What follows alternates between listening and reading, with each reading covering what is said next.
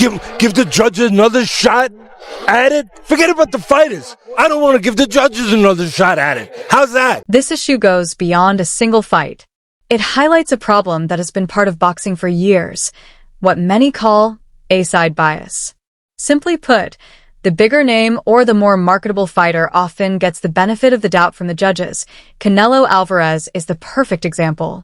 With his massive fan base and big money deals, he represents the A-side. And according to Teddy Atlas, that kind of status gives fighters an unfair edge. Judges, whether they mean to or not, can be influenced by the business side of boxing. They know which fighter brings in more money and which one promoters want to see move forward. That knowledge can tip the scales, especially in close fights. But Atlas argues that even in Crawford's fight, where the result wasn't close, the scorecards still showed judges trying to protect the A-side and keep the star name alive. I'm with Canelo. I think I'm happy with Cheatham. But if I'm with Crawford, I'm looking at it and I'm saying, wait a minute. Hold on. This guy had he had Canelo over Bebo. He had Bebo over Canelo. That's what I meant to say. I'm sorry. He had it that close. He had 115, 113. Now listen, there's another judge on this card who will be officiating this fight, Crawford versus Canelo, Steve Weisfeld, who also scored at 115, 113. I've more singled out Tim Cheatham because of the inconsistency. Because of his past record. Yeah, I didn't think Loma lost to Haney. That was one of them. I just talked about the Zoo versus Fandora, number 1. That one, unbelievable. Richardson Hitchens versus Lemos, way too wide. Just recently, we watched a great fight. Figueroa versus Joet Gonzalez. Way too wide for Figueroa. There's been too many examples of that. If you're looking for proof of bias, Teddy Atlas points directly to one judge, Tim Cheatham. As soon as Cheatham's name was announced, Atlas and Crawford's team grew concerned. The reason? Cheatham has a history of questionable scorecards that just don't add up.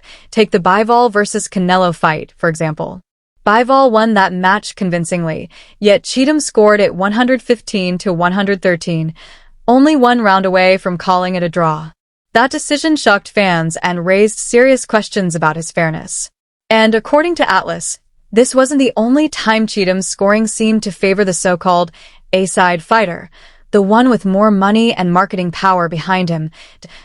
When Cheatham was selected to judge one of the year's biggest fights, Atlas saw it as a warning sign. In his eyes, Crawford was already fighting an uphill battle before the first bell even rang. The Canelo Alvarez versus Terence Crawford showdown was hyped as one of the decade's greatest events.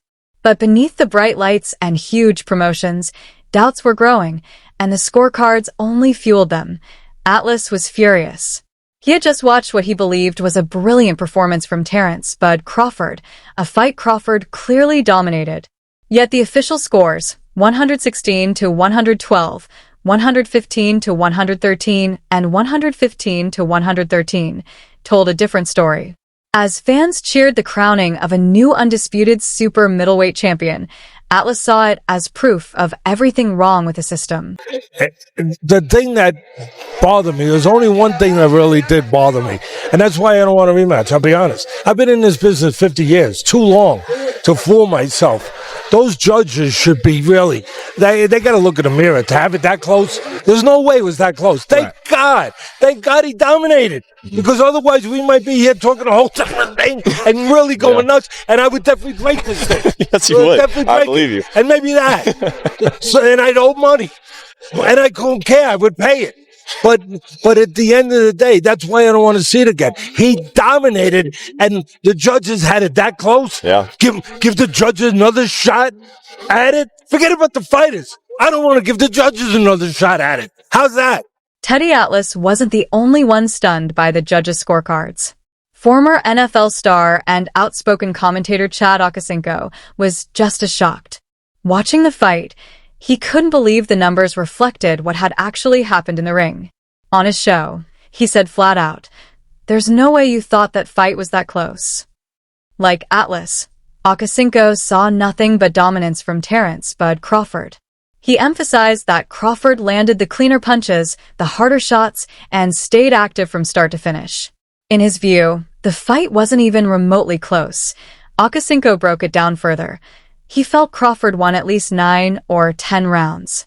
At worst, he added, Bud lost 3 rounds. Maybe 2. For both men, the narrow scorecards weren't just bad judging. They were a red flag. To them, it was proof that something is deeply wrong with the way boxing is being judged. Among insiders, the consensus was clear. The official scores didn't match reality. But that was a great display of boxing. And had Bud not made it so convincing, there's no way, ain't no way to judge, because I don't give a damn what they say. And no, I've never been a judge. I've never judged the fight officially. But that's not a 115, 113. That's not a 116, 12. If you watch that fight, there is no way you thought that those scores were that close. Bud dominated that fight. I'm talking about dominated. He landed cleaner shots.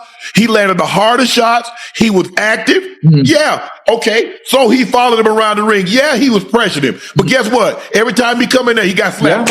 Yeah. I mean, listen, I really, really enjoy it. When it comes to boxing, when it comes to the sweet science, for those who know the game, who know the sport, and are not just casual fans of it, when it's done the right way, it's like art. It's like a puzzle. All you're doing is putting the pieces together. Whatever he does, I got something for that. Whatever you do, if he has something for that, you come back with something else. I mean, it's a beautiful thing when it's done the right way, and I really thoroughly enjoyed tonight's fight. Bud won at least 9 to 10 of those rounds. Bud won 9 to 10 of those rounds. There's no way in hell, if you watched that fight, you thought Canelo won as many rounds as Sutherland and Cheatham. They would be the first guys called into the office on Monday if a national czar came in and said, I'm going to start investigating this sport. I'm starting to look at the things that Teddy Atlas talked about and a lot of other people talked about. I'm going to start, and that a lot of fans talk about, that they're leaving the sport because of the bad judging and officiating. I'm going to start to look at it. And the 2 guys I would say to you, sir, whoever you are, I would say, sir, it might be a good place to start with a guy named Sutherland and a guy named, yes, sir, I'm not making this name up. What is the name, Teddy? Cheatham. I had people winning 11 rounds. All right, even if you said 10, you'd be kind of generous. But to have it that close, I mean, come on. And then the other fights you talked about, I mean, he's got a track record where the problem with him isn't just that he's so off and the numbers are so off. They're off for always the A fighter. That's the thing that puts a light on in my mind, that puts a danger light on, is that he's always, Canelo's the A guy, always, right? We know that. We don't have to dispute that. So it's not like he's on the side of the B guy. He's always on the side of the guy that the promoter would want to win. That's what bothers me. According to Teddy Atlas, the issue isn't limited to one judge. It's the entire system that's broken.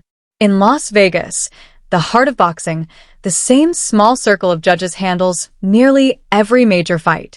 There's little to no rotation, no fresh perspectives. It's essentially a closed club. Atlas argues that this setup breeds complacency and bias.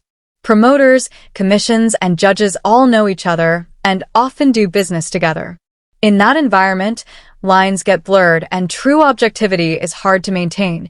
He believes boxing needs a more transparent system, one where judges are held accountable and panels are rotated so no single official carries too much influence. But in a sport where so much money is on the line, Atlas admits real change is difficult to achieve. If you got the same officials all the time, which we're talking about, you do. I mean, just look, every time there's a big fight, you got the same guys for the most part. And again, I think that you can help a lot by rotating and getting new blood in there, and also geographically looking and saying, don't keep putting every time you put a fight in Vegas, don't put the same guys from there. Bring in guys from different locales. Mix it up a little bit, because you have these promoters that have a relationship and a familiarity where the judges are more prone to go towards them. Why? Why, Teddy? Why? Because they go out to dinner with them. They give money under the table. They do go out to dinner. I'm not saying they give money under the table. I'm not saying that. But they know that those are the guys that butter their